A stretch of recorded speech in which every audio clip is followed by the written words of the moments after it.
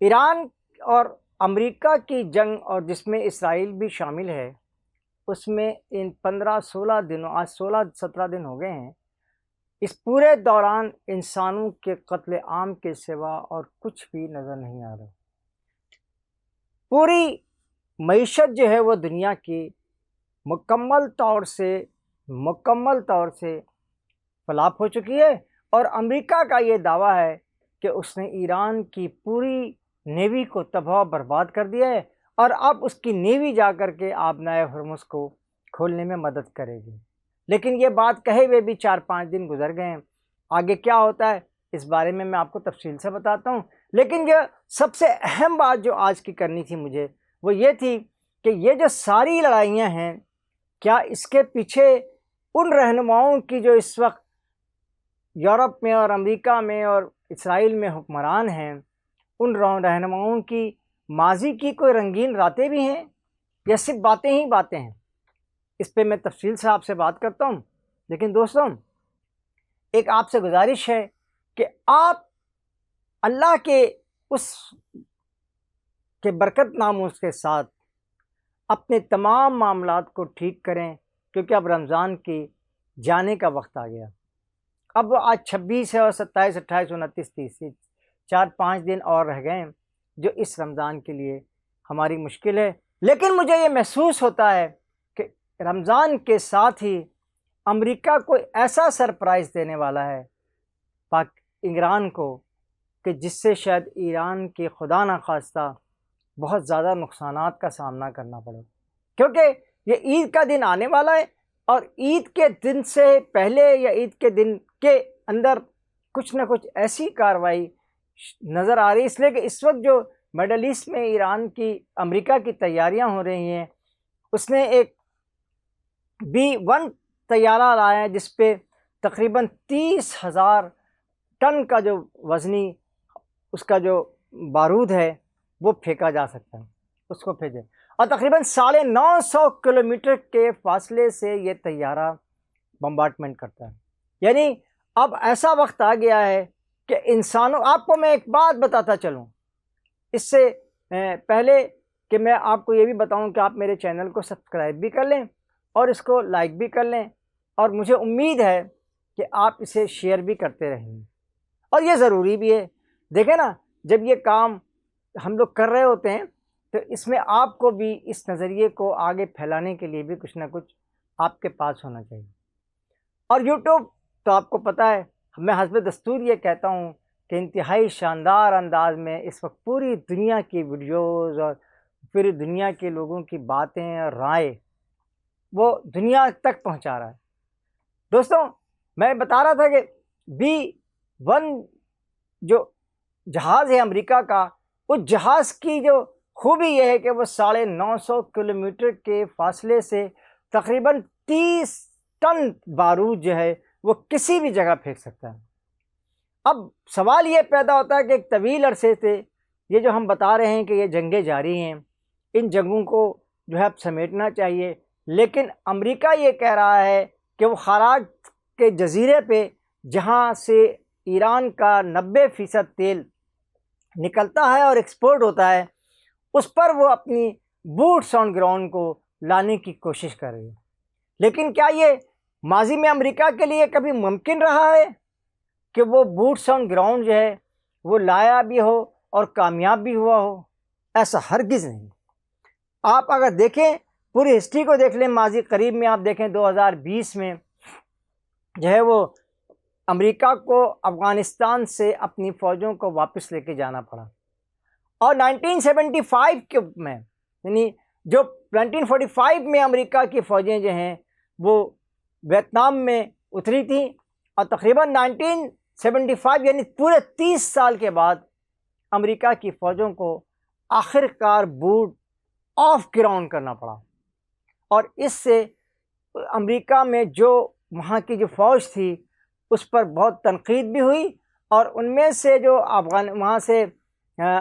Vietnam سے جو بہت سارے فوجی نوجوان ایسے تھے جنہوں نے امریکہ میں جا کر کے نہ صرف خودکشی کی، بلکہ انہوں نے یہ بتایا کہ یہ ان کو بڑی ذلت کا سامنا تھا، اور اس پوری صورتحال سے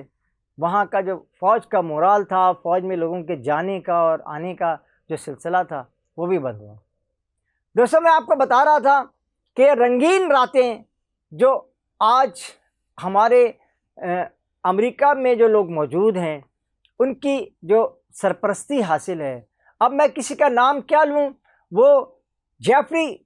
ایپسٹین فائل میں مکمل طور سے ہر چیز موجود ہے، اور اس کی جو میل ہے اور جیفری صاحب نے جو جس طرح سے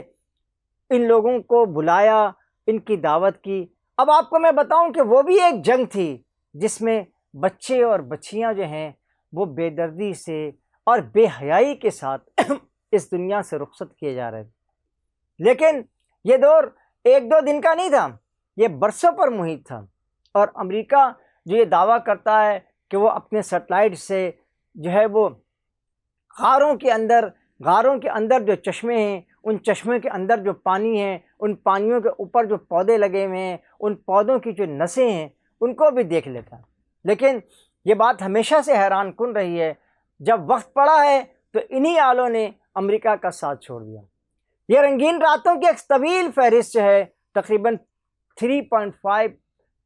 ملین بتائی جاتی ہے، یعنی 35 لاکھ اور تقریباً 17,000 اور نہ جانے پتہ نہیں کتنے ہزار ویڈیوز موجود ہیں اور تصاویر موجود ہیں، جس میں ان رہنماؤں کی جو آج امریکہ کو کمانڈ کر رہے ہیں، امریکہ پہ موجود ہیں، وہ کہتے تو یہی ہیں کہ وہ ووٹوں سے جیت کر آئے ہیں، لیکن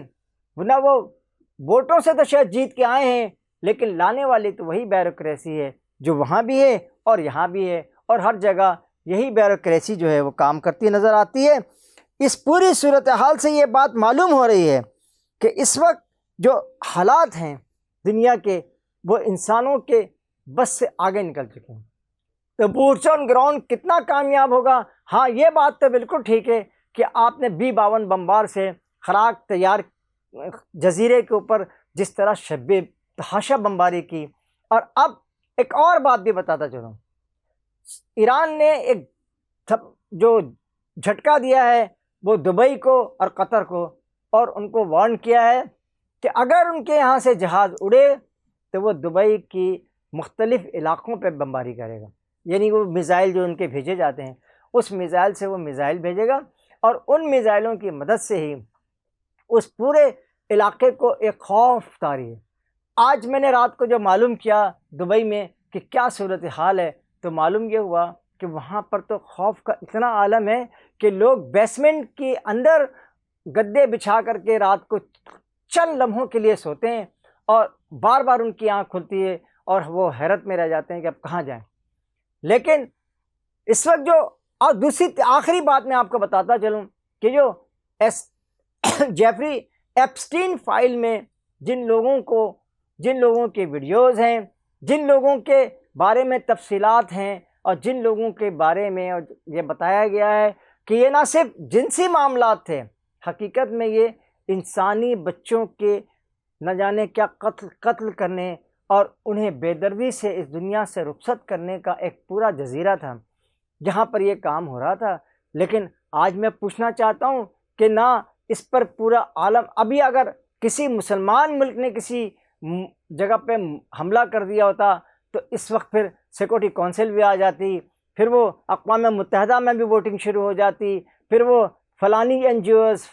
جی اوز یہ ساری کی ساری چیزیں ہو جاتی ہیں۔ لیکن اب ایک ماہ سے اب 15 دن آ گئے ہیں، اور 15-16 دن کے دوران جو لوگوں کو، بچوں کو بھی مارا جا رہا ہے، بڑوں کو بھی مارا جا رہا ہے، چھوٹوں کو بھی مارا جا رہا ہے، اونچے والوں کو بھی مارا جا رہا ہے، اور اس پوری صورتحال میں جو پوری دنیا کی معیشت ہے وہ پہلے